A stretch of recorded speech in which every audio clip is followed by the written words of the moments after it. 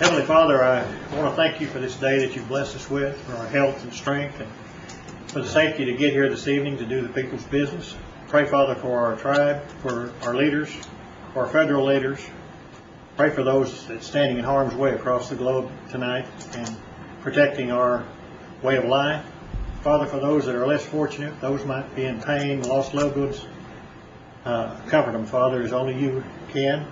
Go with us now. Help us do good work for our people. And forgive us, Father, while we pray to you. In Jesus' name I pray. Amen. Thank you. Roll call, please. Jack Baker. Here. Sarah Callan Watts. Bill England. Here. Phil John Baker. Here. Harley Buzzard. Here. Julia Coates. Here. Bradley Cobb. Joe Crittenden. Here. Jody Fishinghawk. Here. Meredith Fraley. Here. Janelle Fulbright. Here. John Garvin. Chuck Hoskin Jr. Hannah Lori Jordan. Present. Curtis Snell. Chris Soap. Here. David Thornton. Present. We have a quorum. Okay. Thank you. Next, I would entertain a motion to approve both minutes of the February 17th subcommittee and the February 26th regular session. So moved. Second. Any discussion?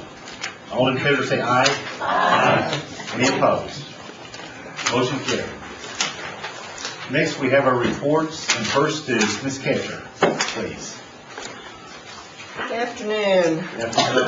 You should have our written financial report, and if you have any questions on that, I'll try to answer it. Also, want to let you know our audit is wrapping up, and we expect to deliver the annual report next week. Very good. Yay. So you're happy to have that over with? Yes. Okay. Are there any questions for Ms. Ketcher? Just out of curiosity, Alex, IIM spent 34%.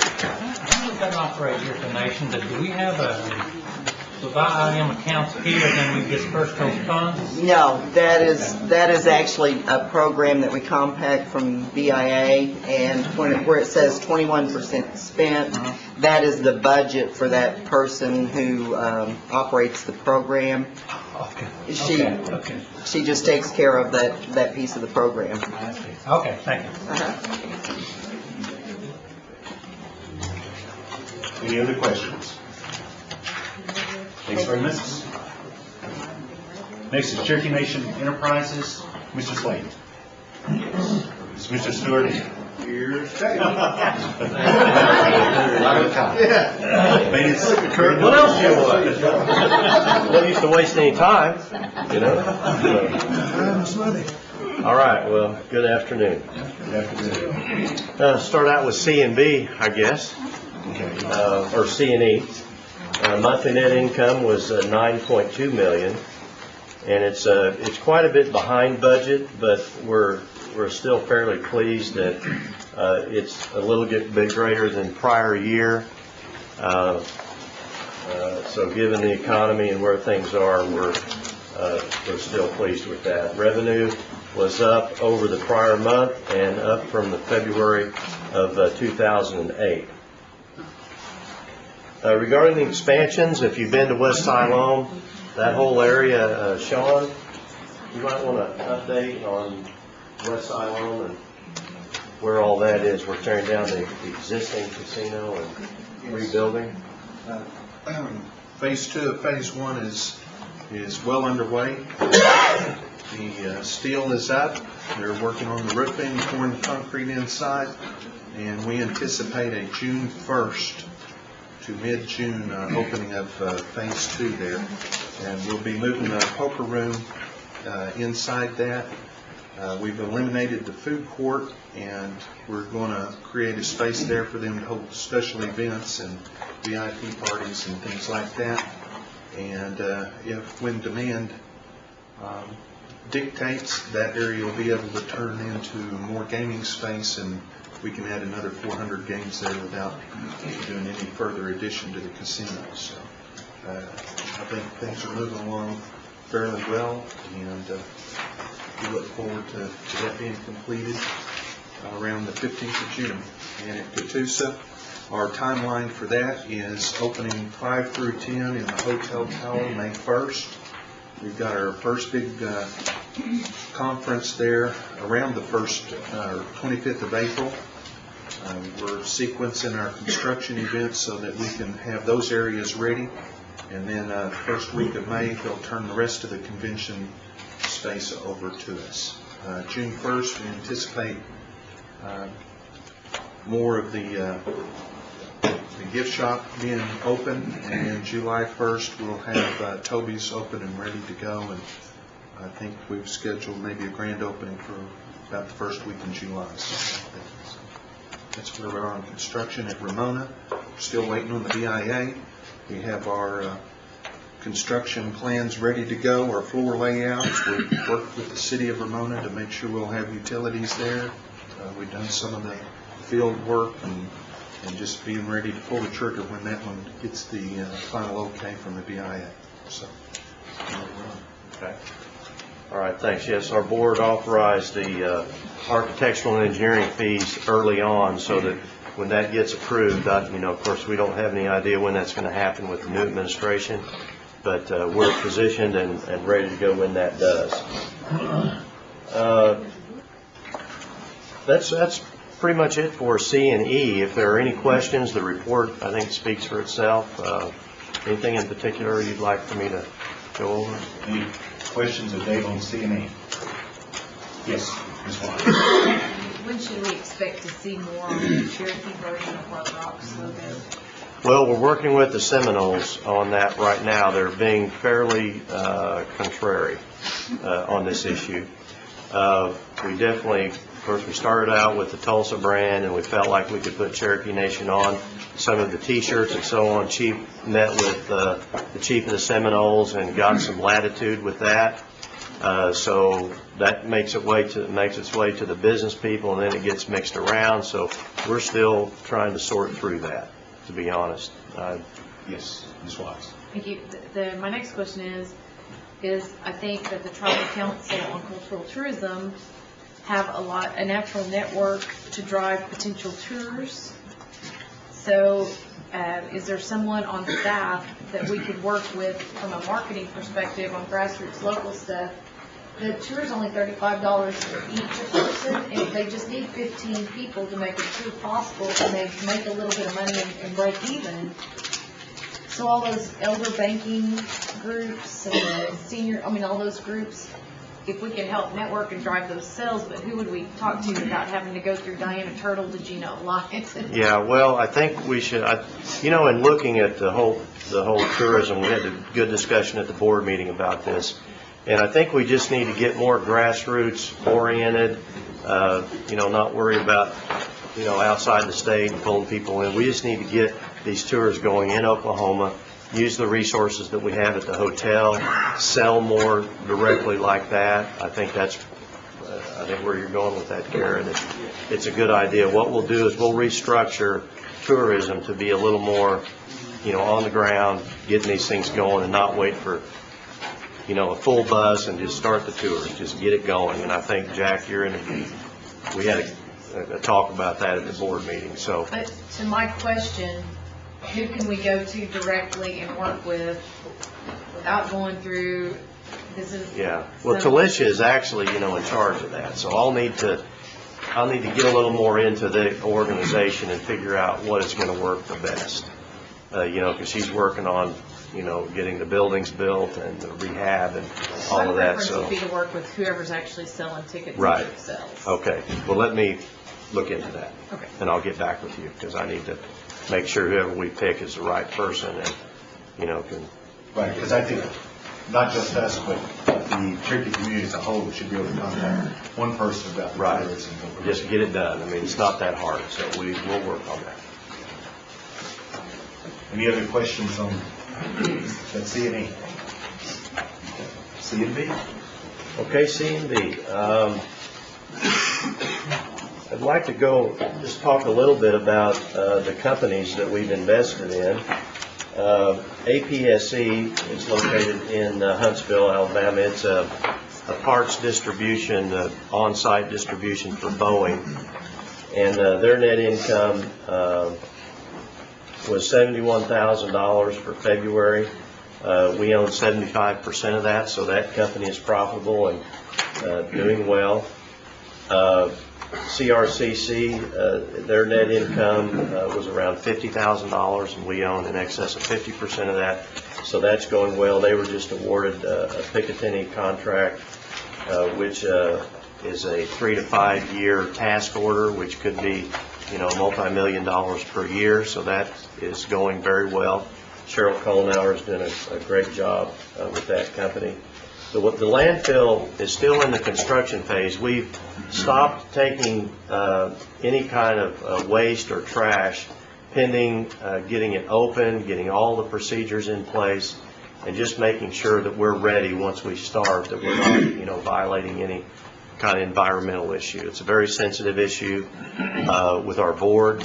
We recently acquired insurance, but that insurance really only goes to accidents and spills, and it doesn't cover any lack of policy or procedure. So we're just getting that in place before we open, and the construction is still in process. So what we're trying to do is to get all the policies and procedures in place so that when the construction is done, we're ready to start taking trash. So that's going as planned. We had a little bit of a delay because of a tear in one of the fibers that covers it. So, but anyway, it's going fine. And of course, Excuse me, David. Yes. Mr. Craig. yes. David, does that include the sludge from the steel oil? Yeah, actually, we just made the decision to I think we've been taking that, and we're just going to stop taking it right now until we're ready. Okay. So, Can I continue? Yes. The leachate pond, with the rains that we're starting to get now, yes. are we spraying that back up someplace, or whatever? How Yes, we actually, Sean, you might be able to help me with this. I think we bought a truck, actually, to transfer a lot of that liquid out. We're in process of buying the truck. In the meantime, we're just going to contract with local haulers to haul that and get the pond down so that whenever the rains do come, that they've got plenty of capacity there. On an ongoing thing, we're studying whether it's cheaper in terms of a business case to either buy the truck and haul it ourselves, or whether it's better to just contract with local truckers, since we own the tanks, just to come get them, dump them, and bring them back. Is Stillwell still taking that, accepting Yes, it? Okay. Okay. So I think to answer your question, we're on it. We're Okay. positioned and ready. Question is, do we own our own, trucks to do it, or do we rent it out? Yeah. I was just concerned about the rain. No, it's a big concern. We've had a lot of discussion about Okay. that. Thank you, Mr. Chairman. So C&I was profitable, and I think Bob will talk about that, and Brian. So that's a positive, and we're holding at C&E. So everything is good. We're at C&B. We're looking at basically 3 different functions that we provide. One is overall governance of the entities. So we're really not getting into the entity's business, but we're looking at it to make sure that we have, insurance coverage, budgets, good cash controls. So we're looking at these companies from a global point of view so that we can tell you that all of them have policies and procedures in place that they should. But we're not really getting into running their business. That's their individual boards and CEOs' responsibility. The second thing is shared services. We're formally presenting that out to the different companies, so if they need help in an area, we're going to be positioned to provide that help. So that if they need accounting help or internal audit or insurance risk help or HR, we're going to be positioned with all the different companies to be able to deliver that. So I think that's a very positive note. On the acquisitions, we have an IT company that we're in the final stages. Our executive committee has approved that purchase, and we're about 5 months in, so within the next 60 days we should have that IT company acquired and completed. And We're excited about what the stimulus package has to offer in a lot of these different areas, so we're working very hard to get that going. So that would conclude. Any questions about C and B? Yes. You say C and B or C and E? C and B I was talking about, I'm sorry. There's already done C and E. Yeah, C and E. Did you have questions on C and E? Of course, I might, I might say them at the wrong time to talk about all those different companies, but apologize. Oh, one other item on Facet. We had a very good meeting with Facet, and Jody attended. I appreciate that, and Doug. And the latest word from them is that they plan to build the building. We offered to provide some capital to them, but based on the cost, they felt like it was they were just going to go ahead and do that. So they're going to do that as soon as the economy turns a little bit. So that's the latest word on that. And I think we were positioned to provide capital if we needed to help them, but they were going to build it themselves. So they're going to renew the lease and build as soon as possible. So. Okay. Mr. Cricket. David, I just want to thank you for your way you handled that and the turn up there that seemed to be more business oriented or whatever toward the end. Thank you. Thank you. It went very well. Any more questions, Mr. Stewart? Okay, very much, Dave. Thank you. Next is Cherokee Nation Industries, Mr. DeVorstein.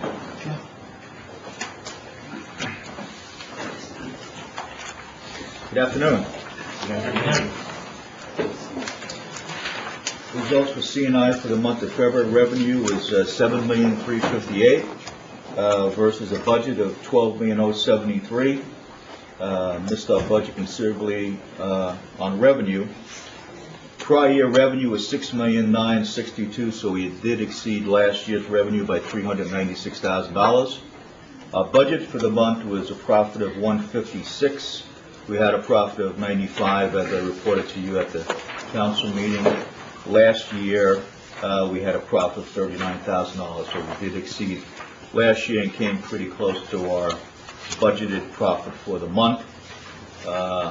C&I, A&D manufacturing was within $5,000 of their operating profit, so they did very well. And all in all, we had a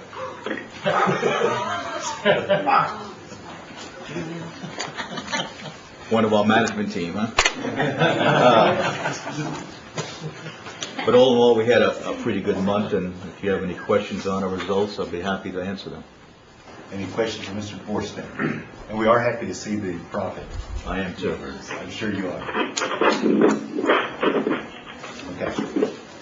Yes, Mr. Collins. I just wanted to bring the council some good news that I received in between meetings. We've been chasing a relationship with AMCON out of Huntsville for quite some time, and I did receive formal notification that we'll be receiving a contract maybe as of tomorrow. It's a $75 million IDIQ.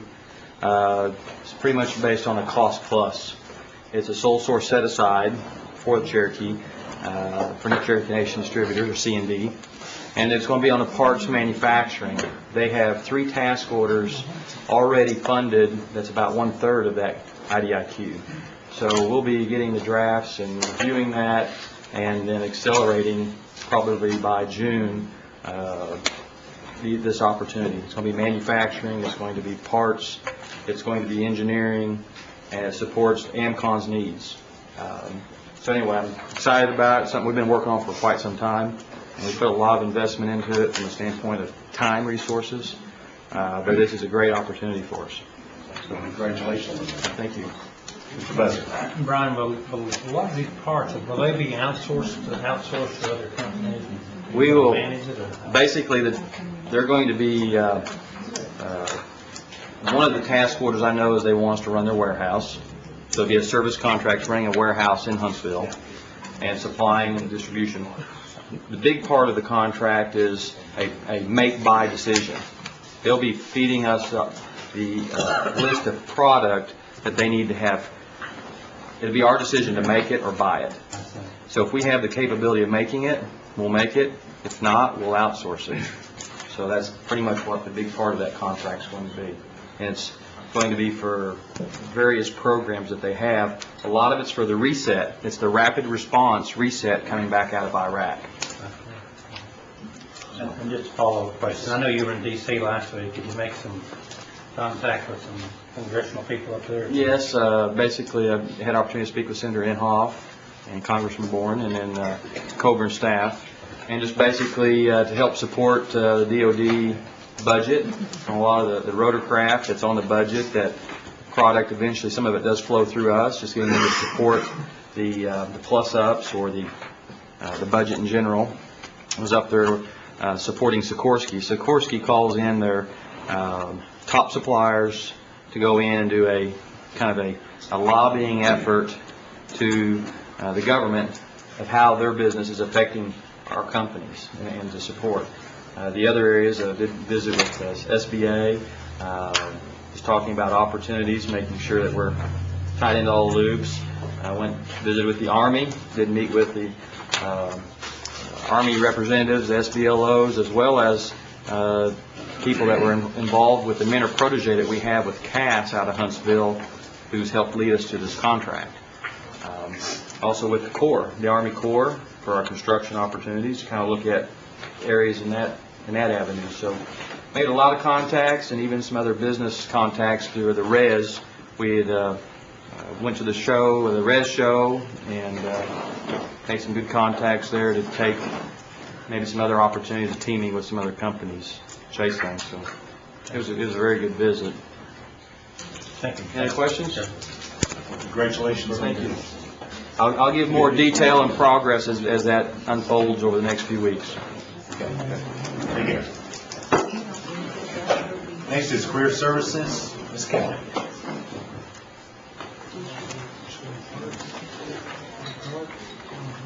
Good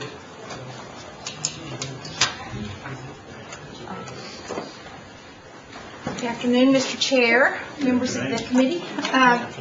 I think most of you got your report in front of you. If you have any questions, I'll be glad to answer them. I do have a few things I wanted to bring up. I wanted to say that we did get your message loud and clear from the meeting last week on some things that we needed to do. We did go back and look at a few things that we probably needed to make sure that we had in place, but we are doing our due diligence. Anna Knight and I are working very closely together because Anna oversees the bid center for the Taro bid center in Claremore and here in Tahlequah, and we're working with her staff, my staff and her staff. We meet about every other month. We're also meeting with the procurement contracts areas of the divisions, which is like CNI, CNE, and their purchasing areas. We've had at least a couple of meetings in the last 2 weeks regarding that. I know that Dave is going to be doing a presentation for you for rules, and Anna and I would like the opportunity to kind of come in on the backside of it with a report. We were visiting with the chief, and if you would go back for probably the last 4 to 5 years, we can show some pie graphs and some bar charts that will show you the progress that's actually been made in terms of the number of vendors, businesses that we've been working with, the number of people that we've certified, the traffic that's come into the bid centers, and even go probably a little step farther and maybe even identifying some of those contractors where we've inflicted penalties, but maybe they had Indian children or an Indian spouse, and we're going to start capturing some of that information because, you know, their spouse could be your constituent. So we're going to redesign our report, and next month when you get our report with the certification list, you're also going to get some pie charts and bar graphs, and it'll be a joint effort between Ann and I to show you that. But we're going to go back and do a report for the last 4 to 5 years so that you can see the progress that's actually been made. And I think you'll be really amazed. What are you laughing for, Jack? I bet Bill John said something to you, didn't he? Well, I'm a school teacher, so I'm a visual person. But anyway, we're also going to be adding 2 additional people. John assured me, and I'm going to make sure that we've got everything in place, but we will have 2 additional people on board at our construction sites this time next month. So that's already in motion. We just don't have the people on board. We're still going through the process. We have meetings scheduled with different entities throughout the tribe. Callie will be working with us to help design and revamp some of our policies to make them a little bit stronger so that we don't have things falling through the cracks. And if you have any suggestions on some of the stuff that on our reports, we'll be glad to visit with you. Anna's office and my office are just within, from right here to Buell and the new administrative area. So if you needed to see one of us, Brian was talking to me and he said, well, can you and Anna get together? And I said, Anna's just right across the way. And I said, she's either in my office or I'm in hers. And if we need Callie, well, she's within hollering distance. So if you need to visit with us, feel free to come by. We have open door policies and we'll visit with you anytime if you want to come and visit us. Any questions? I got a call on the way down here from a 38-year-old constituent that did not graduate from high school, has basically just done odd jobs since leaving high school, and has decided to get a GED and find some kind of a career path. Should I contact education about the GED and you, or should I just contact you? George Roach works for me, and he's over the GED program, and that's in career services. And Annie Christie is our GED instructor in our Catoosa office. That would probably be the closest. If we had more than 5 people that we could schedule some classes in other areas, and she'd be glad to do that. But I'll have George Roach get in touch with you. Thank you. Appreciate it. Any other questions? Mr. Buster? Yes, Diane, I've got 2 questions. One is maybe a comment on training. I see that you've developed some training here. We were just talking about some of our taro vendors, the smaller taro contractors. Have you or your department ever put on a training for a contractor to come in and learn how to set up a business as far as the taxation goes, what taxes you charge, the insurance, liabilities, performance bonds, and those things? Have you done those? The taro vendors can go to the bid center, right, Shay? They can go to the bid center and see Kim Weber in our Clearville Bid Center, or they can come over to the one here in Tahlequah, which is over in the old motel, and see Mackie Moore.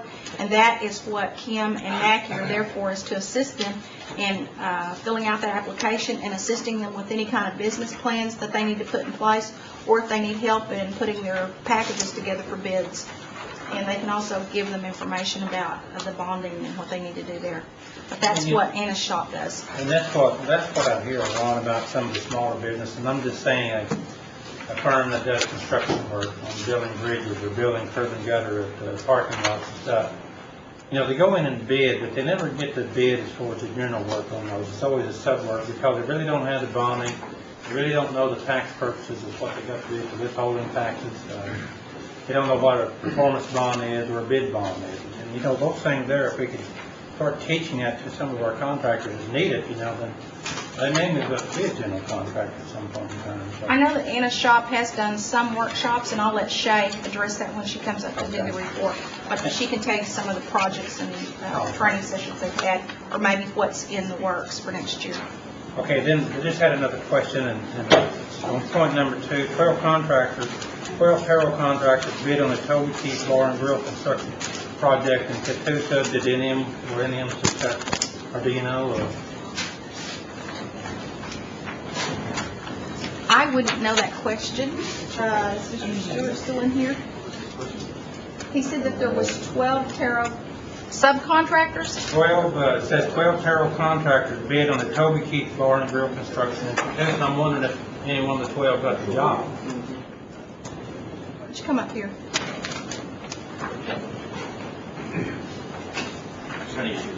Actually, May 5th and May 19th are the tentative dates for the first taro workshops that we'll be covering things like this with Anna's group. May 5th, it will be here in Tahlequah.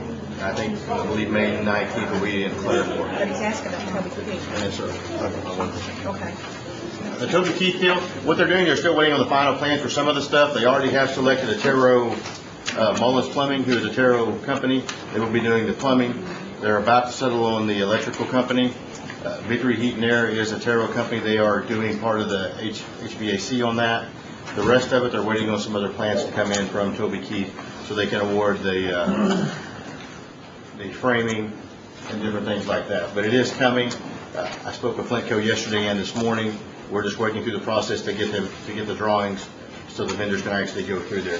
And they're still negotiating bids with some of the vendors to get closer to the budgeted amount, and the vendors are getting closer when they see the actual plans.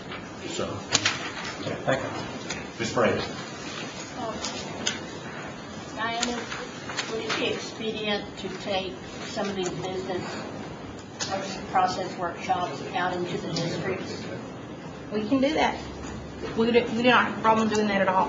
And what was the question? We didn't. She asked about taking some of these business workshops out into the outlying communities, and we can do that. We partner a lot with Votech, and they allow us to use their facilities free gratis, and we don't have any problems with that. But if you've got something in mind, or you've got some contractors, subcontractors, if you've got a group, tell us, and we'll be glad to come out there. We don't have a problem with that at all. Thank you. Sure. Ms. Fisher.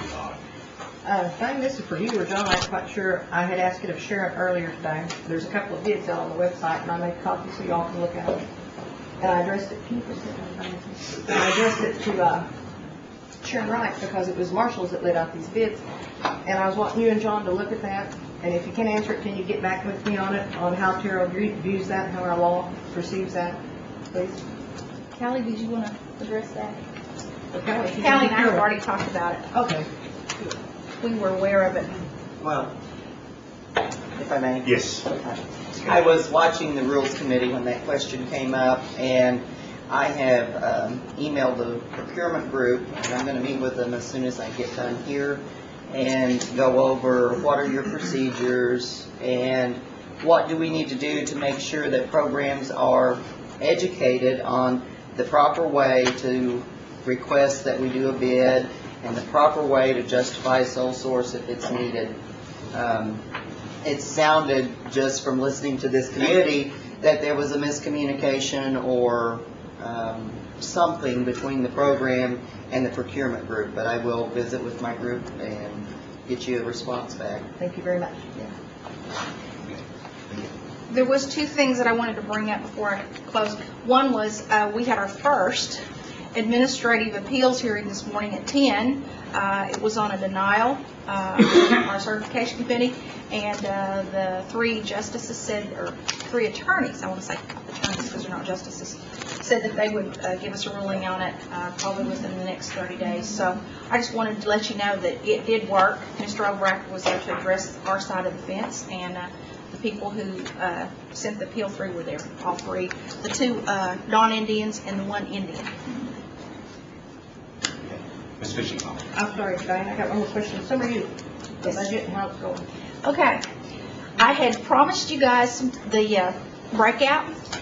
Well, we submitted our economic stimulus. We got economic stimulus money from the Department of Labor, Department of Interior, which is 102477. So that's going forward. We're going to have to look at the age criteria, because the age criteria for the economic stimulus is higher than our program that we operate right now. And our guidelines that we were operating on for SBC are in line with the other. So we're going to have to figure out whether or not we need to come back and look at amending the age group, because it went up to 24. Right now it's 21. And the age criteria for the economic stimulus is, I think, 16. And our other program says 14. So anyway, we are going to have to look at that amount of money, because we're going to take half of that economic stimulus and use it this year, along with the SBC and also with what we have in 102477.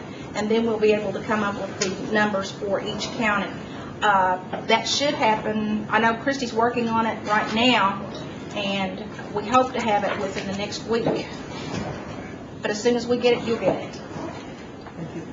And we are working on our job sites, and if you know of job sites out there, will let us know. Thank you. Thank you. Any other questions from Mr. Stewart? You have a question? Well, I have one comment on the Toby's issue. There was a complication at the kind of last hour on that lease agreement, because before the lease agreement became into effect, it has to be approved by the Bureau because it's trust property. So Toby's was a little nervous about putting they have a substantial investment in putting lots of capital in that. So they wanted to get some, assurances that if there was something happened with the Bureau, they wouldn't be hung out to dry with all their money. So we went through some hoops, and that kind of delayed getting those drawings done and sending the bids out. So that was one of the complicating factors. So I apologize about that, but it was just I couldn't help it. It was just a legal issue. And I think we have it resolved now. So we should see it kick back up. But. Thank you. Thank you, Ms. Kelly. Thank you. Next is Commerce. Shay Smith for N&I. Good afternoon. You should have a copy of Commerce's report in front of you, and I did want to address, I don't recall which council member asked, but there was a question about business trainings in the community on the last page of the Commerce report. There's a calendar, the schedule of classes up through June for the business classes. If you have entrepreneurs who are consistently asking for specific topics, we are more than happy to offer trainings or one-on-one assistance. Ms. Fisher. I had a call on the way over here from a small business person that's wanted, they've been listening to the TV and Obama talking about help for small businesses that's out there. Can you address that? Can I address the help for small businesses and the stimulus package? Quite honestly, no, I cannot. I'll just be real honest with you, and I can ask Anna to send a response to you, if that will work. I have one or two of them over there in Edgar County that was asking about. Okay. I can tell you that we are looking at some funding opportunities that have come about due to the stimulus funding, but I can't tell you specifics about the stimulus package related to small business, if that helps any. Any other questions for Shay? Thanks very much. Is that for me? No. Okay. Mr. Craig. Thank you, Mr. Chairman. I'd like to make a motion to amend the agenda to include a resolution that deals with some excess property at Sequoia School. And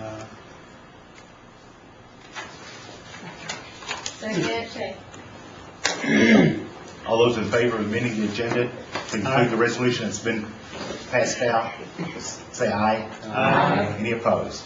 Okay. That will be item 4 under new business. Okay. Next are consent items, our tarot certifications, which were mailed out. If there's no questions, I'll entertain a motion for their approval. So moved. thank you. Any discussion? All those in favor say aye. Aye. Next are the cemetery restoration assistance applications, and those were passed out to us. I see that there are several new ones. I guess spring's getting here, so it's time to start cleaning up the cemeteries. Mr. Chairman, I would did have one late one to add to this list. Miller Cemetery, Cherokee County.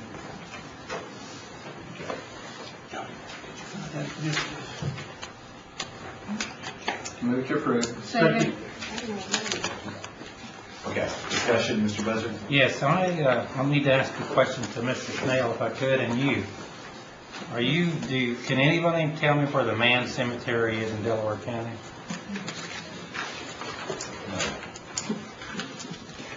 Can you tell me where it is, Doug, if you remember? I know, I would like to know where these cemeteries are before I make a resolution to approve the Mann Cemetery, so I would like to put this Mann Cemetery on hold until I find out where it is. Yeah, Okay. Ms. Watts? Thank you, Mr. Chair. It would probably be good policy on our behalf and a requirement or habit that when the requests are submitted, that we actually send them to GIS to be mapped as a matter of policy, so that they're included on our inventory for the tribe, as well as it gives a physical location for anybody that wants to go check what's going on.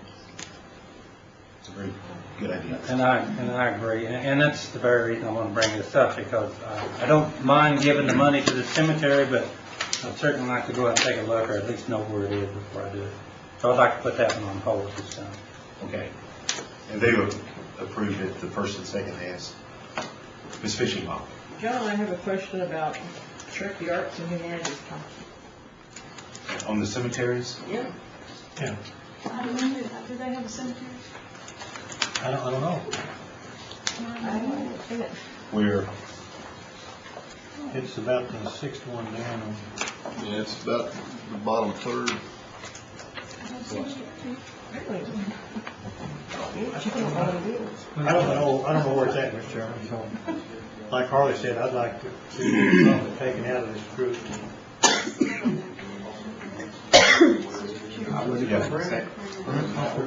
okay. Yes, because that's not the name of the cemeteries. No.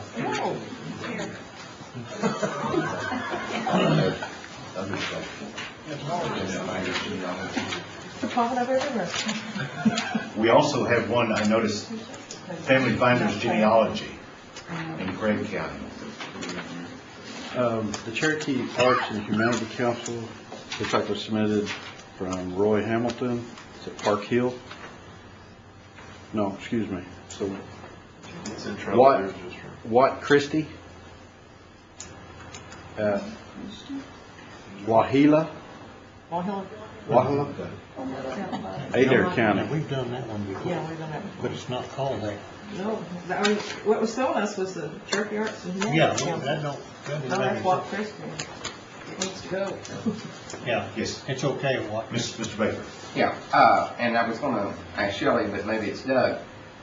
All of these applications have driving directions to the cemeteries and all such as that on the applications. Is that not correct? Not all of them. Well, the application calls for it, so. They have a location or address of the cemetery. We don't see anything on the application that would determine in the location. That was going to be my next question, is how is GIS going to know where all these cemeteries are? Well, I thought they had driving directions on. Well, they don't have driving. Application. I don't see, It says location or address on it this. just says location or address. Well, maybe Some may come in with driving directions, but Tom. maybe we need to change the form to be more specific of just where exactly the cemetery is located. Yeah, We're going to have it anyway if we're going to have GIS to plot it. So, geodata. Since it asked for that, then I think it should be complete before it's approved. So do you want to change the form to require how to get there? I make a motion to change the form. Second. Well, we have the motion on the floor already to approve the cemeteries first.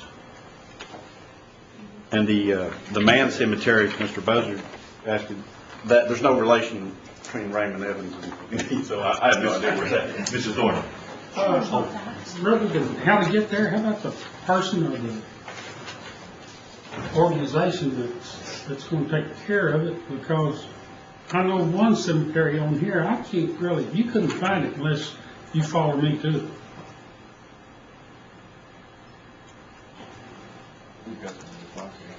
I guarantee you can.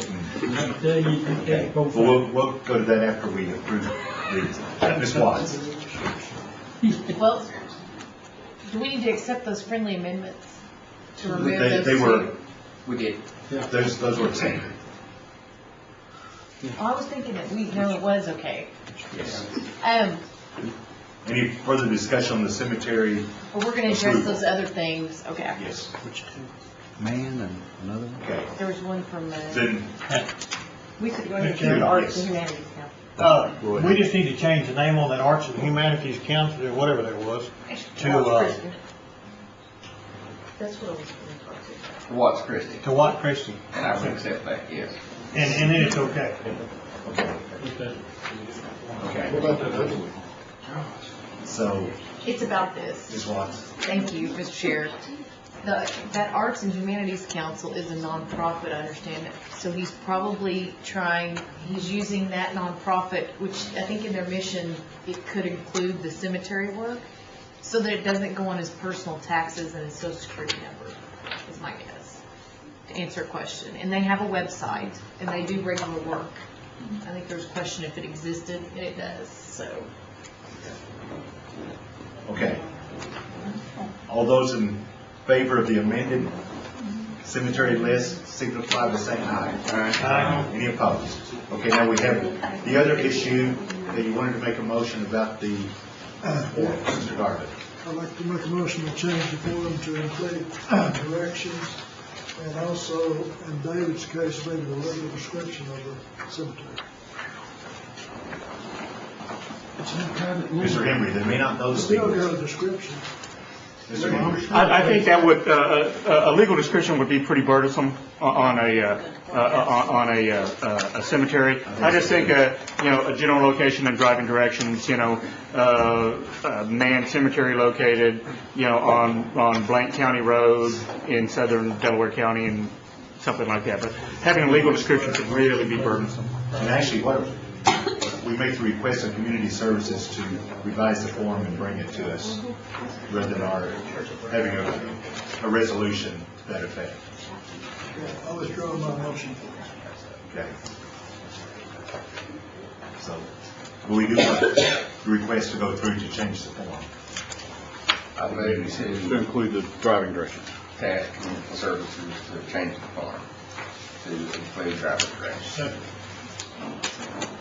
Okay, so basically it was things that, okay, the motion's been made that we ask community services to change the form to include driving directions. And this, Ms. Watts. Thank you. Should we also make it a motion that it has to go to GIS to be mapped, to be brought forward and included, so that it will happen? Because we keep asking for things, and if we don't put a motion and put some, it doesn't happen, so. Can I add that as a friendly amendment to you guys' request?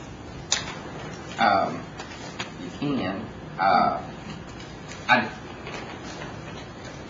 My only reluctance is some of these cemetery workers, they find out about us, they come, they put it in, they're going to have a work day, and to maybe have them do it after the fact, maybe, but to have one more layer of bureaucracy for it to get tied up for a month or two, I would rather not accept that.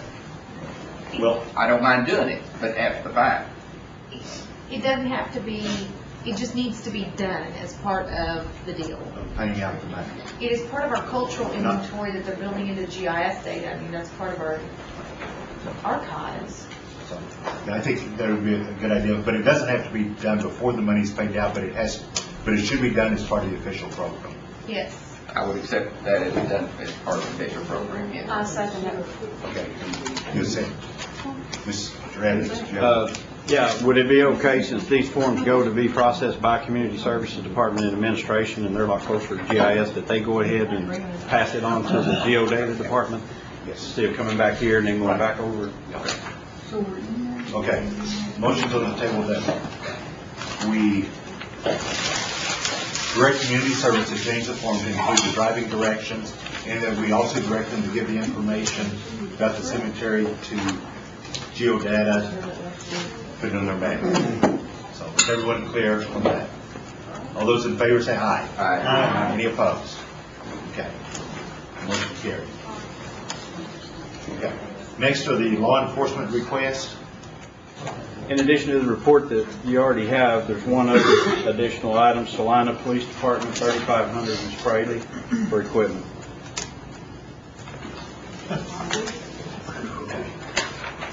Any further discussion? Do I hear a motion that we approve the law enforcement request as amended? Any discussion? All those in favor say aye. Aye. Okay. Next is community assistance. Mr. Chairman, there was a significant amount that came in late, so we just redistributed the report so everyone would have the most up-to-date list. Yes. Ms. Jordan. Under that Sooner baseball team, I think y'all forgot to put the money in that form. There's no money. You were gonna give 500 to John. Oh, the 500 was there, but it was not deducted from an individual council person. Okay, that's me. That's you, Bill John? Yeah. It's not on there. Ms. Fisher. Okay, there's not one out here, but Joe and I We're wanting to give 500 each to the Cherokee Heritage Center out of our account. And it was left off. And I will also get 500 on that. Left off. Cherokee Yes, it Heritage was. Center. What do we give it for, Judge? Purchase of Artifact. artifacts 10 times the historical. They're bringing, can you tell Janelle what it is? We did. It's for Nate Christie. I think his grandfather, Lace Christie, that came on the Trail of Tears, and there was another one. There were 3 significant 10 types that the family needed money and were willing to sell. Sooners, Bill Jones. Oh, no. Well, I assume it's not Oklahoma Sooners. So, because otherwise they would have been sold probably outside the tribe for collectors. Heritage Center, Yes. 500 for Jody Jody, and Joe, and myself. okay.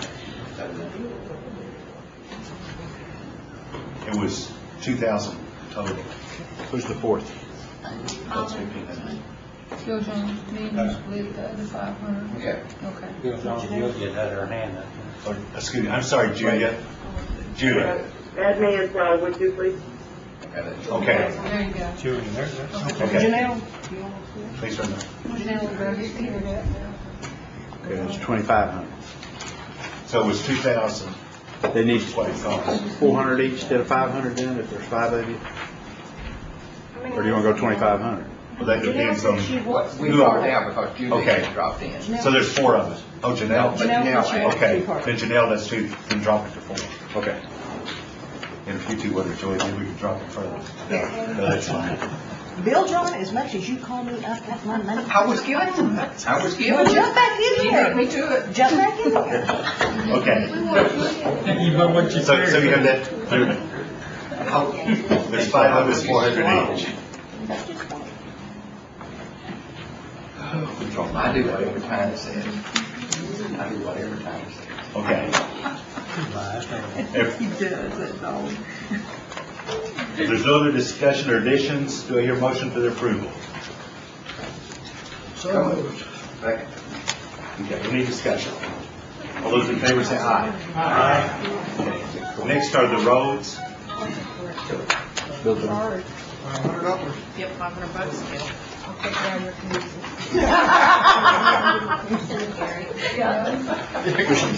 Mr. Chairman?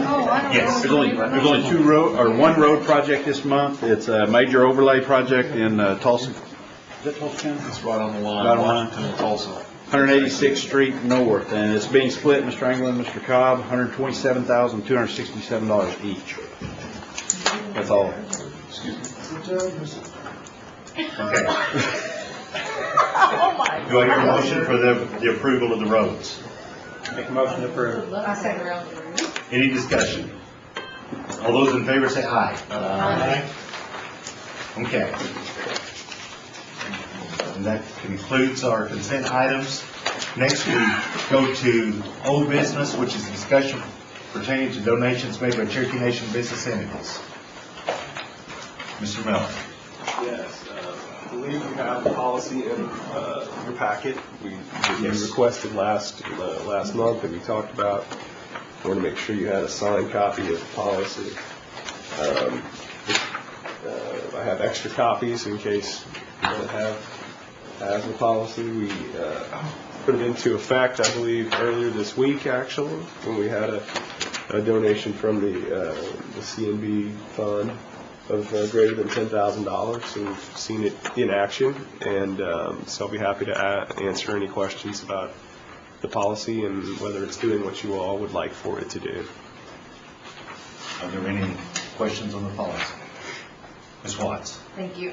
I just think it needs to also kind of clarify what the event is, or that there needs to be a little bit more to it, because otherwise it looks like it's too hard to find or something. Okay. Some reason or impetus for the donation. Okay. Thank you. Okay. Thank you. Anything else?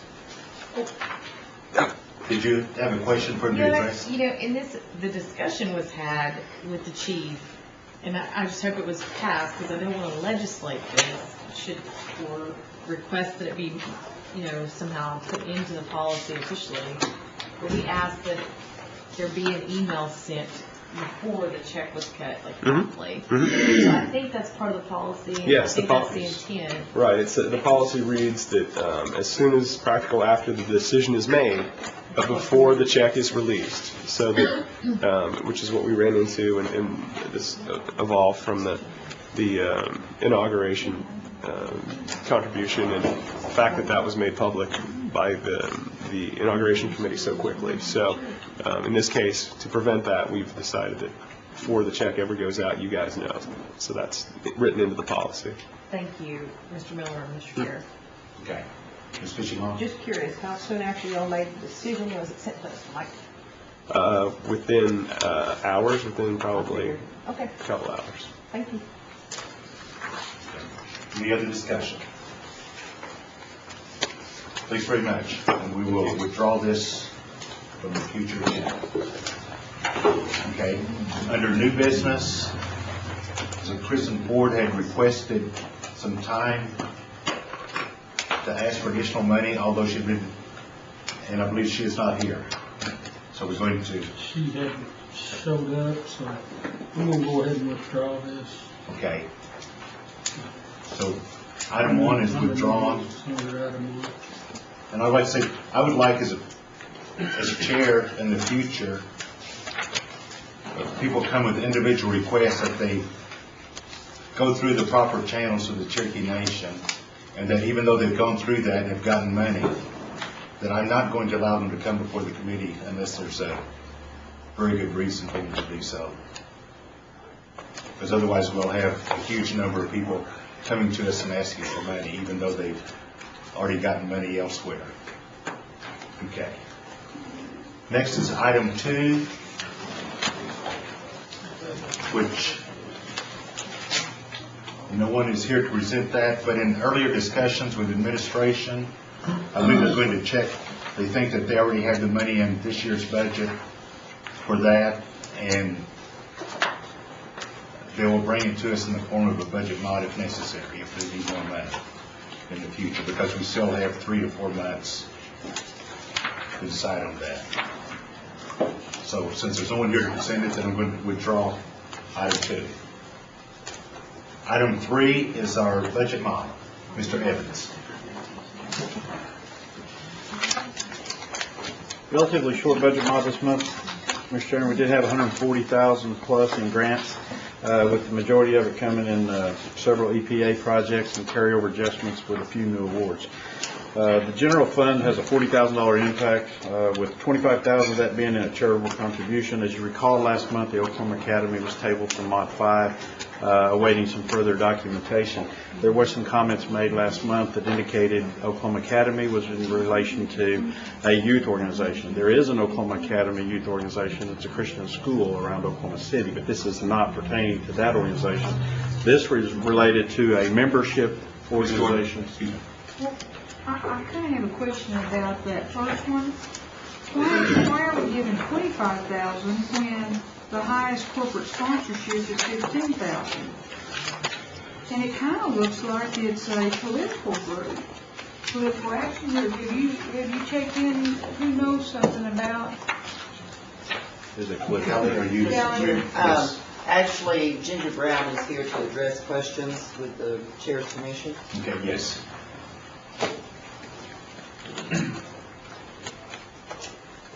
I'm open for questions about the Oklahoma Academy. Yes, Ms. Jordan. Okay, Ginger.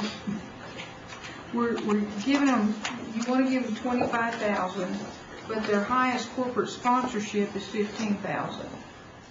I'm not for sure on the amount, Ms. Jordan, but I just know that this is a nonpartisan membership organization that we've been a part of for several years.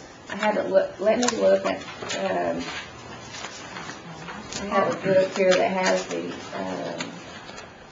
there's different contribution levels. Have we given them money in the past from charitable donations? Oh, no, not from charitable donations. It never has come through. Where did we give them money from in the past? I'm sorry, I can't answer that question. Could I make a motion that we table this and let Ginger get that information and bring it back to the committee, if that would be possible? Motion's been made to table this 25,000. Is there a second? I could probably look it up. Okay, well, hearing no second. Then, Ms. Watts, do you have I don't further information about this question? I don't have a line item answer, but we have participated heavily. I think I'm the only council person that has attended. They had a whole session just on tribes in the state of Oklahoma and tribal state relations 2 years ago. And it was an incredible bipartisan group of people that came together from across the state, and they do that every year. So pretty much if you look at their issues online and the things that they're advocating for at the state, and you'll find big-time Republicans and big-time Democrats, both in the state, doing this. They're advocating for a cabinet-level position for tribes, which has never been done in the state. And they're pushing heavily to get this done. It's kind of like a grassroots organization, but it's typically major decision makers like mayors and state reps and state senators, plus economic development folks and major CEOs of businesses that all come together for this annual town hall meeting. Another issue that I think is very important is they're looking at the rate of felony incarceration of women, which if you look at the numbers for the state, it heavily affects Indian communities and our communities because of the way the laws are structured in the state of Oklahoma. So they are really looking at ways to reform those issues to keep women out of prisons or out of felony conviction situations if there's really no need, because I think like in the state of Oklahoma it's only $50 for a felony conviction, which is just crazy. So anyway, they're an incredible organization. I think that it was poor misrepresentation to have sent just what they're asking for on a typical corporate sponsorship, because I believe the other tribes, like the Chickasaws, have donated considerably amount more money to make this organization possible. I think they only have a staff of like 2 to 5 that put on all these things and make sure to update. I mean, it's a very small group of people. There's not a big overhead. And in addition, I believe, to answer part of the question, we've donated probably likely as a sponsorship from like CNE or CNB because our businesses participate heavily because they advocate for a lot of things our businesses need. Thank you, Mr. Chair. Ms. Fishing-Hall. Oh, I was just going to ask Doug. Doug, I'm not against giving the money, but can you tell us what was given out of last year? Because we know it ain't charitable donations, so. She's looking up, Callie's looking up on if we If gave you wanna last go year on to and this wait till she organization. comes I don't remember. And that's the point I want to make. I'm not questioning the work that they do. I want to know if this is the proper way to give them the money from charitable donations. I think it's probably come from another area, or we would have noticed it before. And I'd like to know what that other area is. It may very well have came out of another budget last year. It didn't come out of this budget last year, but I think we got some more information on as far as the membership amounts. And I was kind of, one part of the reasons why I wanted to point this out was I'm not sure, would this be more appropriate to be funded out of the PAC budget? It's not. Ms. Cager, would you? I just did a real quick look at Oklahoma Academy and Game Master. In the past, we've done, it appears, individual memberships and some town hall meetings. I don't think we've ever done a membership at this level, and I think that's why it's being requested separately. But how much have we given? Any idea how much we've given, such as last year? No, I was unable to run a report in that quick a time. Mr. Henry. Mr. Chairman, and just going through the information that I've gotten here, I mean, yeah, this is a public policy think tank type of organization. In 2008, well, they have several different levels of sponsorships. The corporate investors, which I believe that would be going under, there's the platinum level at $15,000, gold member $10,000, silver member $5,000, and that's with your platinum you get 25 memberships. Last year, 2008, they had one gold sponsor and then several silver sponsors. but we don't know the exact how much we've had individual sponsorships in the past. That's what you've stated, Kelly?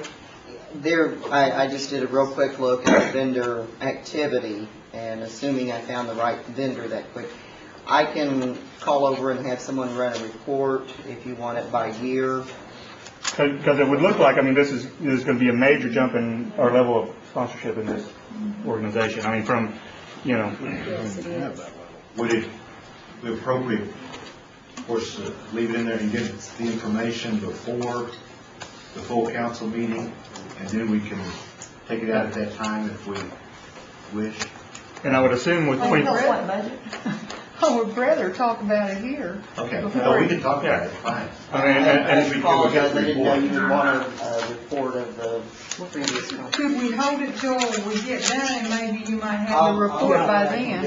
Because I've got some other things I wanted to talk about in this. Because I would be assuming we'd get a double platinum membership for $25,000, since, I mean, the maximum that they, you know, I mean, they didn't even have a platinum sponsor last year, and you get 25 memberships with 15. So, but anyway, yeah, I'll help do an internet research on this too. Gold is 10,000 with 10 members. Yeah.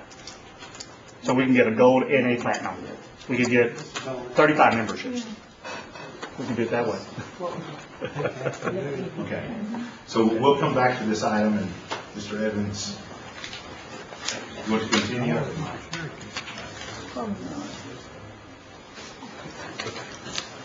The Comprehensive Cultural Center is requesting $15,868 for travel costs for the youth choir to go to the Red Clay Joint Council meeting.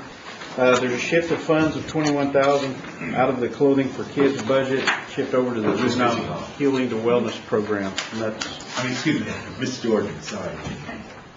One quick question about that. We're taking money from the clothing project to give to the wellness program. Is there another way that we could do this besides the clothing project is a huge success, and I don't even think we have enough money now to fund it.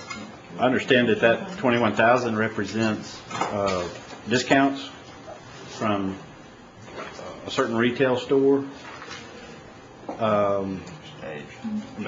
Yes, the answer is yes. You do have another option. You can fund the $21,000 in the juvenile wellness program out of unappropriated revenues. I would make a motion that we do that rather than take from Ms. Ketchum, do you want to address this issue? I second the motion. Okay. Well, the motion's been made and seconded that we take $21,000 out of unappropriated funds rather than the clothing. Okay. Is there any discussion on that item? You want to address that? I can address that item with your permission. This one's a little different. The $21,000 is actually a rebate that we received in '09 from the prior year's clothing vouchers. When the program went through and finished stage, issued a rebate to Cherokee Nation. Because we already have $500,000 budgeted for clothing for kids for '09, Human Services wanted to use that money in the Juvenile Healing to Wellness Court where they needed it more than they needed it in the clothing for kids. So they will spend $500,000 on clothing for kids. It's just that there's a net rebate in there. Ms. Jordan. And I would ask the council to consider leaving that $21,000 with the clothing for kids, because we needed every penny of that to go out in the communities come school time. And I think we've got enough of a carryover now that we can take the $21,000 out of our, what do you call that, unappropriated reserves? Revenues, and fund the needed money here for the Juvenile Healing Wellness Program, which is also a good program. Yeah, both good programs. And that's why I've made that motion, and I would hope you all would join me in approving that. Okay, Ms. Fisher. I'm just gonna echo what she said, because I know I've used money from the clothing for kids when we've had burnouts, when we've had people going to Job Corps, when different families have needed a reason that they need money that they did not get through clothing for kids. So I know we'll use it, and I please ask for us to not take the $21,000 away from the clothing for kids. Okay.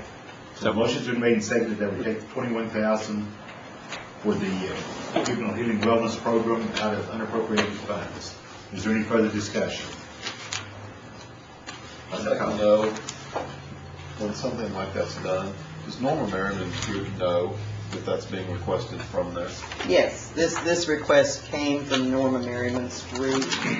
And like I said, it's a little complicated because it's a rebate that gets credited against the expenditures.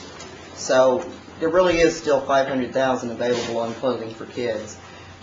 If we want to pull the clothing for kids mod completely out of here, then in effect the $21,000 will come out of the unappropriated. So I don't have a big issue with that.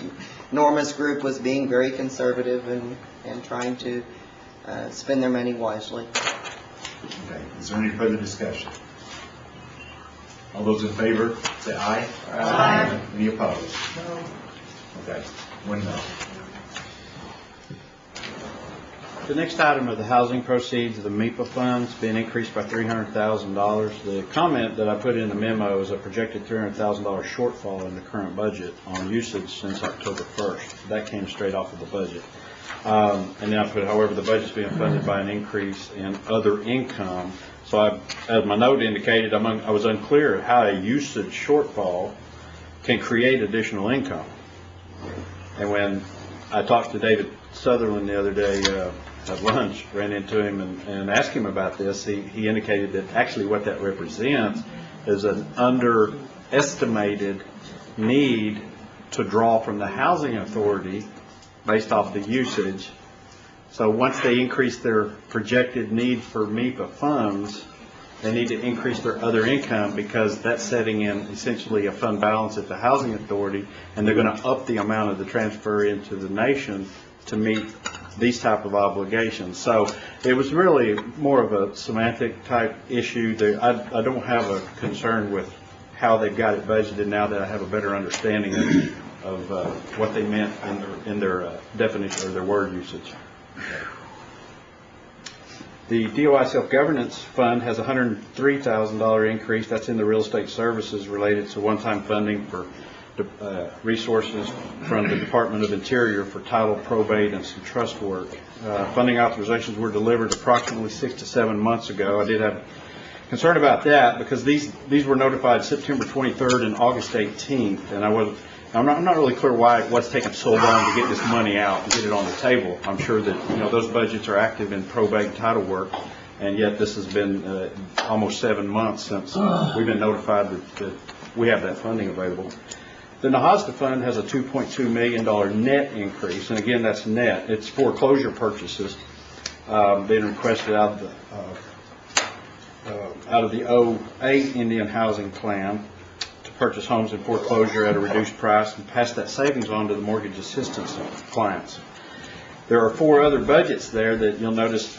The 07 IHP is reducing home ownership by $600,000, but the 08 IHP home ownership is increasing $600,000.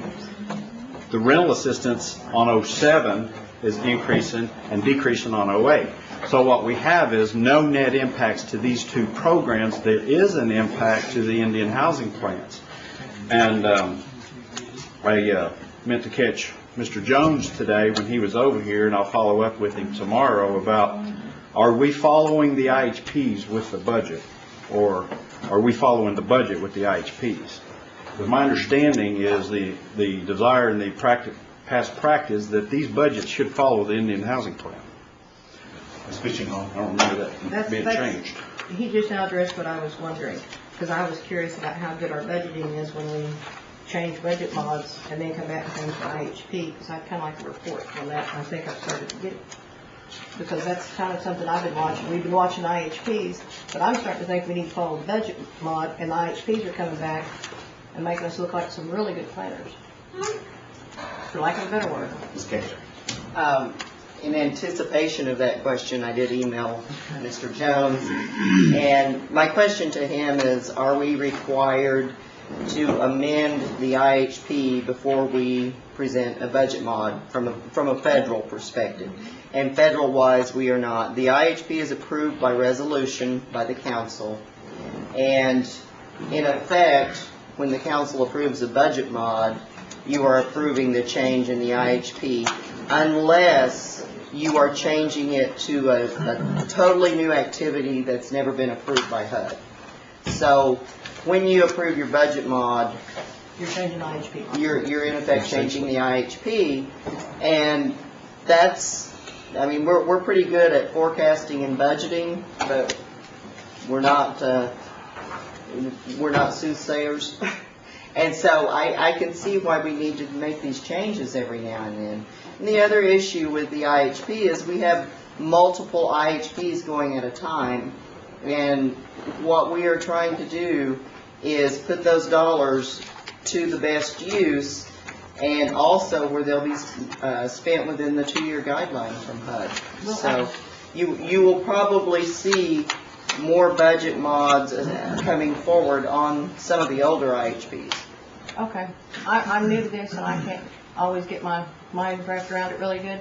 So that's what I'm curious about. I would like to see how the budget mod reconciles back to the original IHP, because of the fact you don't have to change the IHP to do your budget mod. So I'd like to see what kind of good planners we really are from the original IHP to the end of the year reconcile.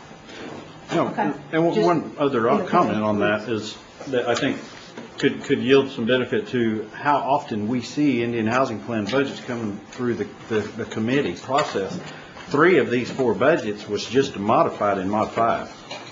So I want to also get a better understanding myself, how is Marvin's group timing their revisiting of needs for reallocations, because that's what they're doing, is reallocating these funds between the IHP, and we just reallocated 3 of these 4 last month, and now we're doing it again in some large block numbers now. That's all, Mr. Chairman. Ms. Ketchum, do you have an answer on the Oklahoma Academy?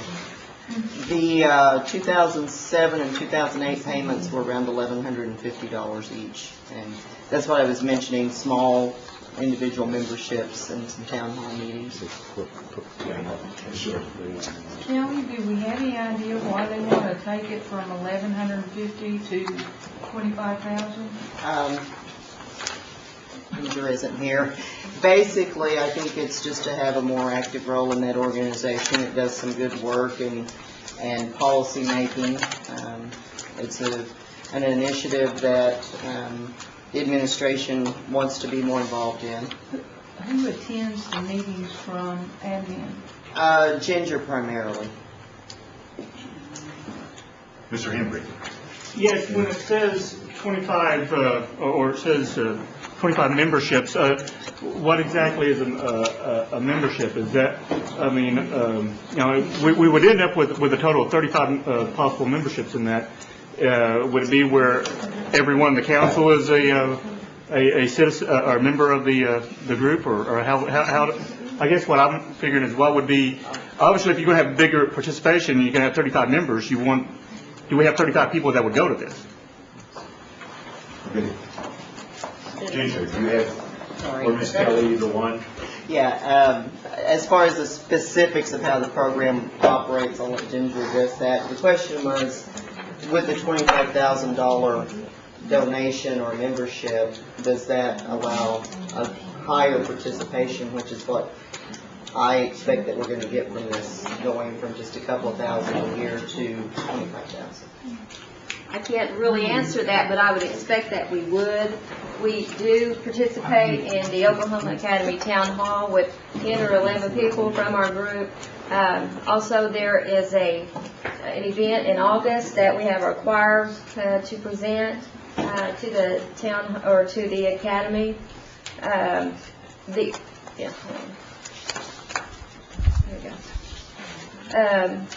It's a great organization. In fact, Carol was talking about some of the items that arose from the 2007 Building Alliances. This is an idea of all of the items that we talked about, and I will pass that around. Some of the items that arose that's pending in legislation right now is creating a cabinet-level governor-appointed position for Oklahoma's Native Americans, creating and appointing a tribal liaison for each state agency, and issuing an executive order adopting a tribal consultation policy. Those are still active right now in the state. Yes, Dr. Cobb. So, some of the things that we have talked about over the past 2 years since my time on the council, some of my frustration with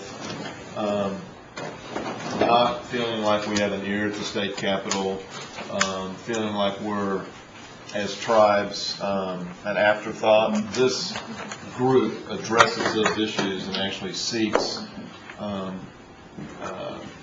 appointment is probably the wrong word, but some kind of stature even at the governor type level. That's what this group does, is actually they seek those out and try to rectify some of the frustrations that I've actually had with tribal dealings with state government, is what I'm understanding. Is that correct? Well, that one particular one did, yes, and that's why we stay involved in every one of them. This membership is divided into 6 regions in Oklahoma, and from each of those regions, they offer an issue, a pending issue that's most important to their region on that particular year. In 2007, building alliances with tribal government, state and local government. That was the issue. Last year's issue was criminal justice. Year before that was drugs, legal, illegal, and otherwise. We've gone through several different topics that we are very interested in through the Cherokee Nation and other tribes, but we stay very active in it. Thank you, and I do appreciate that, and I will be supporting this.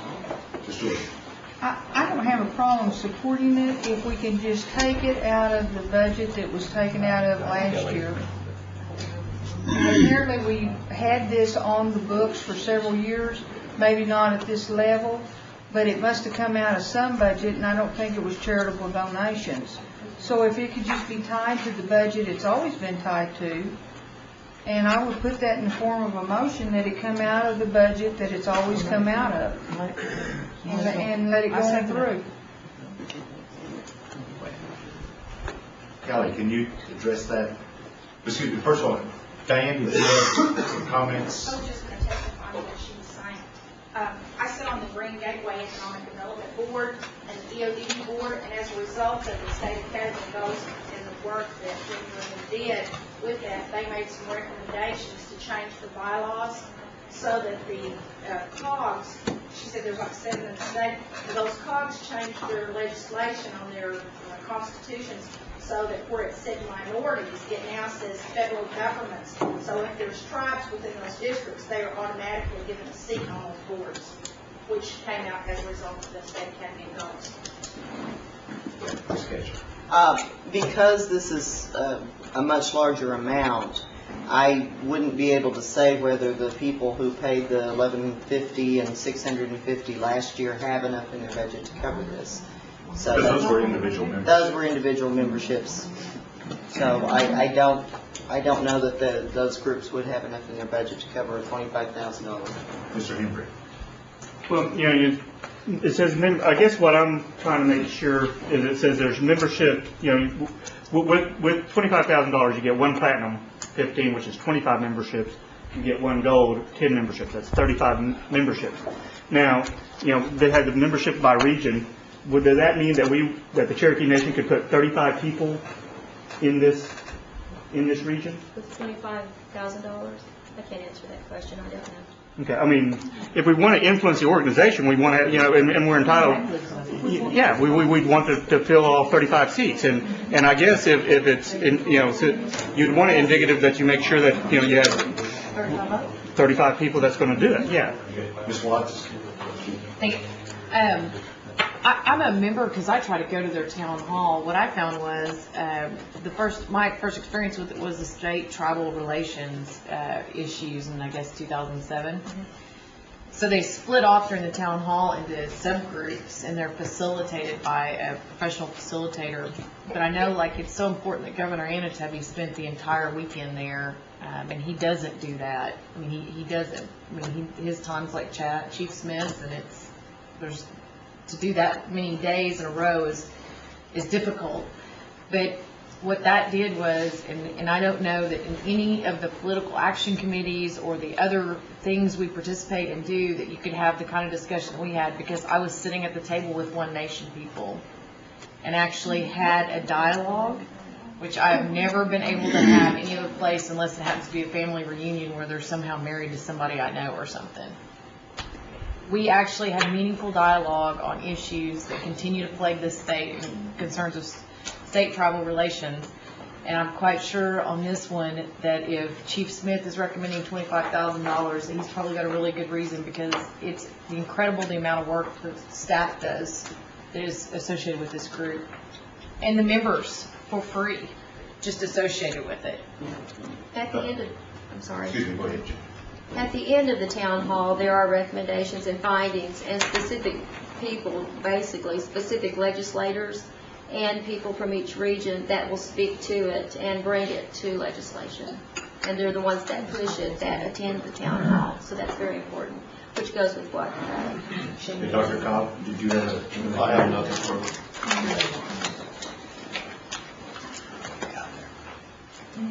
Then I would entertain a motion to,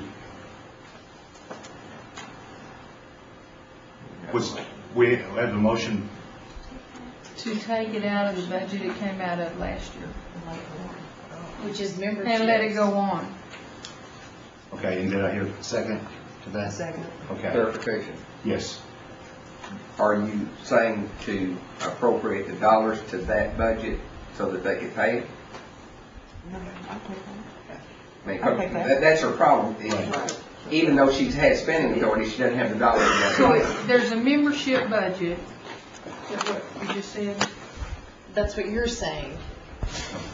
But the budget's not there to do it. Ms. Ketcher, would you like to address that? Okay. When I looked this up in the system, there are, it's $1,150 total that was paid to this organization last year. I don't know if the groups that bought those memberships have $25,000 in their budget. So I don't know that there's enough in their budget to cover this.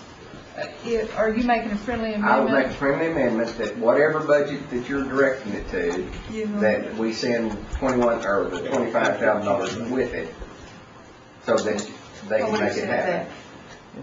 And you know, Doug had a suggestion, so that we identify what budget it's going into. We'll add it to the principal chief's budget if that's agreeable. $25,000. Okay.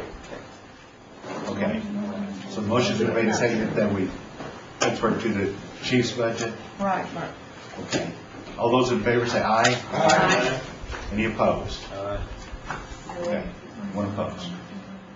Next, I'd entertain a motion for the approval of the budget mod as So amended. moved. Second.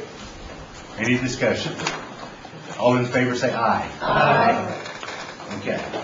Next, we have item 4, which is the resolution that was passed out regarding the donation of surplus educational supplies from Sequoia High School to Peabody Elementary School in Adair County. Approved.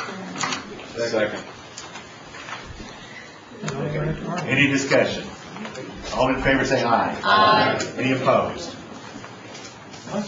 Okay, I do have one other item, which is the Cherokee Heritage Center is having an honoring dinner on Saturday evening, April 25th at Gil Crease, and it's honoring the principal chief of the Cherokee Nation, the Speaker of the Cherokee Nation, Tribal Council, Meredith Fraley, and Chief Justice of the Supreme Court, Darrell Matlock, the 3 branches of the government. And this actually was to be in celebration of the 10th anniversary of the signing of the Constitution in 1999. And they have tables of 3,000 for 8 guests. And Gail would like to know how many people would like to attend. And then she will decide how many tables to buy, and Doug says that we do have money in our budget. What's the date? What is it? It's April 25th. That's a Saturday, correct? Yes, it's a Saturday. It's the week after the joint council. Red flag. Do we need? No, it's the week after Red Flag. So I would suggest that you contact Gail if you want to go, and then she'll decide whether to support our speaker and